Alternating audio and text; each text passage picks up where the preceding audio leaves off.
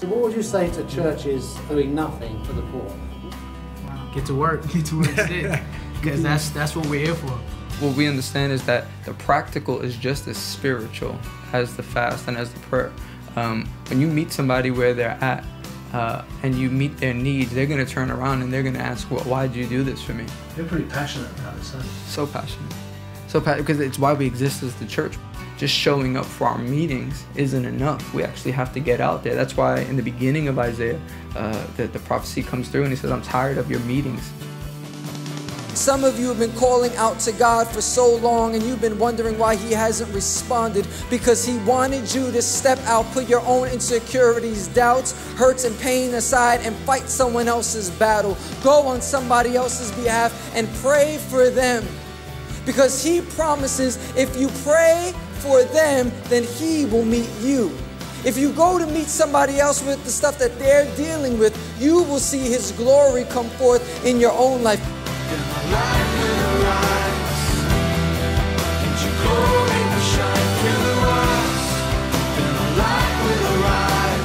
We have to be different. We have to think differently, feel differently, see things differently, and therefore, those of us following Christ, we have to act differently. We know the power of our faith. We know that we can move mountains. We know that if we're bold and act out the way that God's called us to live, that we can change things. When we wake up to that reality that extreme poverty can be eradicated from earth, we will become indignant. I don't know how to convince people to get out of their comfort zone that I lived in for so long. But I mean it when I say that. I wouldn't change my decision for anything. Now is the time to bring an end to the brutality of extreme poverty. It's time to say this stops with us.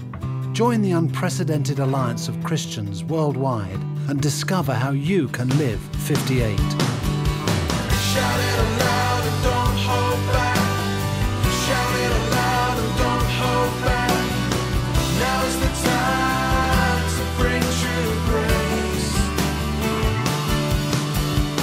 Shout it aloud and don't hold back. Shout it aloud and don't hold back. Now's the time to bring true grace.